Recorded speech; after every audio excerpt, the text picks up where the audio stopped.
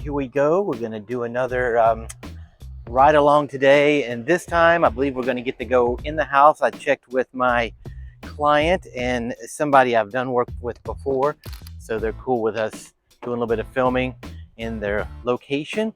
So we're going to make sure we got everything here. We got the tripod, of course, that's going in the car. We also have another tripod. We're hoping to do some 360 stuff today, and of course the camera. Got that, and I always double check, make sure. It'd be the one time I'd forget something. Got my extra battery. I have my camera with my correct lens, and of course I always carry an extra card, but there's a card in there and there's a battery in there. Okay, so again, nothing on the roof. I was hoping to do some aerial today, but it doesn't look like that's going to happen, because I'd rather have a visual observer with me. We're gonna continue on, and hopefully next time we see it, we'll be in the location. Now we are in the location, so we're gonna take a look. First thing we need to do is make sure that all the windows and blinds are open. You see that. And one thing that's very important is to make sure that the fan is off. So we're gonna have to kill that there. Our first shot here in the room, and if you notice that I do have my camera set up so that it's not being extended in the middle there, and so that it has the greatest stability that I can get on there without it being kind of like that. Also, this is going to be bracketed shots. As I said, it's going to be 5 different exposures, 2 above, 2 below, and 1 right in the middle. And we're shooting at an aperture.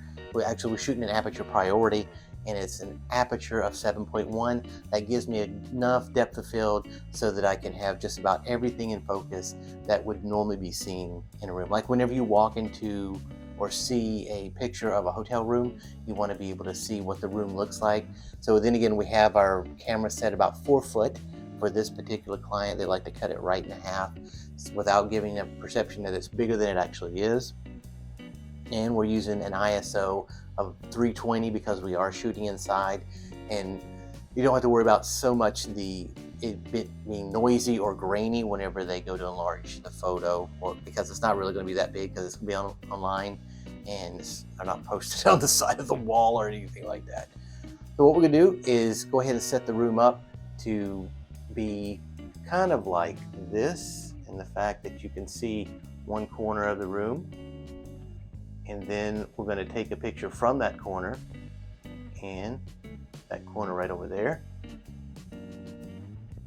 And then we're going to go back here before we move on and shoot in this corner opposing me. All right, so I'm going to go ahead and do that right now. I got it focused up. Make sure we're all good. We're standing right here in the doorway or so. And if you notice that there is a mirror right across from me, behind me, but also right across from me.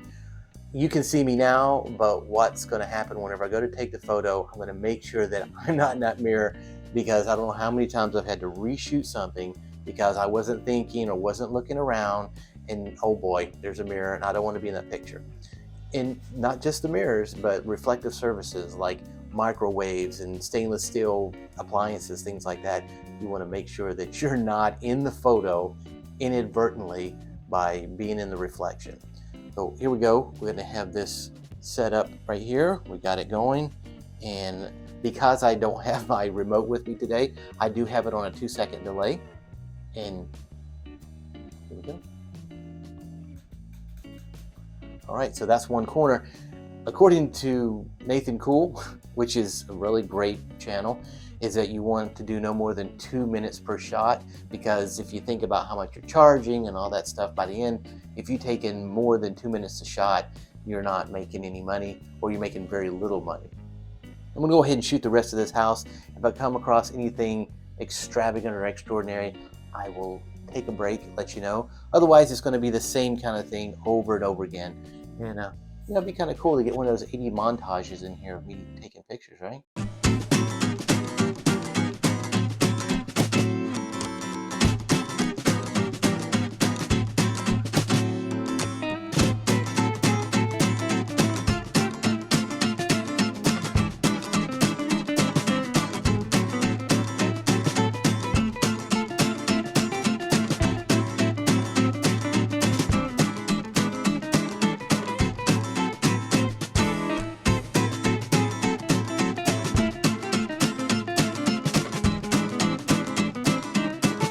All right, so our shoot is over, and it took a little bit longer than normal because, of course, I was taking time to film stuff.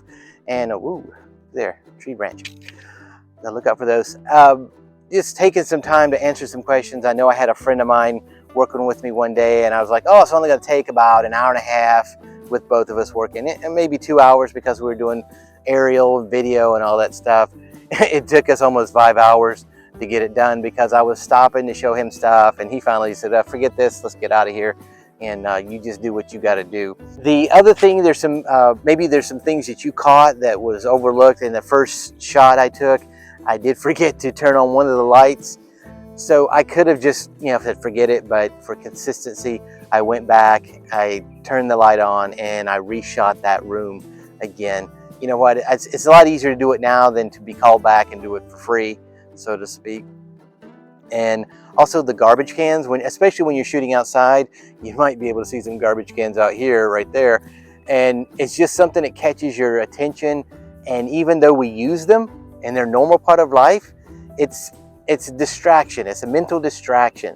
So I typically try to move those, unless of course they're like really ornate kind, maybe stainless steel or something that doesn't come off right away as the garbage can.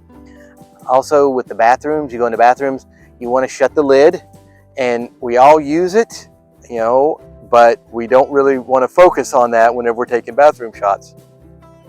I also usually remove all of the personal soaps, whether they be pumps, like kind, or they're like in a bottle for hair. And I know sometimes homeowners are like, well, let me show you, this is what we got for you, but it looks kind of a little inconsistent with the rest of the house when you want everything to look professional.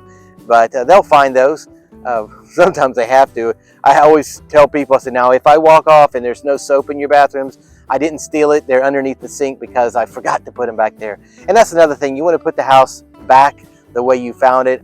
You want to make sure that you leave a good impression for your client. I always call before I leave, and when I do leave the home after the shoot, I will let them know so that they can check it out. I mean, some people have a Ring doorbell that they know when you're coming and going, but it kind of gives them some confidence knowing that, okay, you are actually gone and you've done the job. And then they know that within a certain amount of time, you've got to turn the work over to them or to their provider.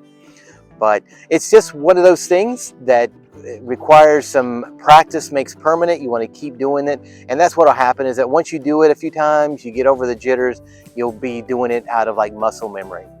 What do you think about doing real estate photography? Do you think it's something that you'd want to do, that you would be interested in? And it's something that it's a real good beginner style photography business. And then you can move off into other stuff, because I don't know how many times people have asked me, do you do family portraits? Do you do automotive? I'm trying to sell my car. And I'm like, yeah, I can do all that stuff. But don't say yes to things you can't do. Because if you do, you're going to have an unhappy client. And I tell you what, bad news travels 3 times as fast as good news. And so you don't want to create a problem. If you have to, just say, hey, you know what, I'll do it. Let me see what comes out of that. And if you like them, I'll sell them to you, and do it that way. And as always, challenge yourself to become a better photographer every day.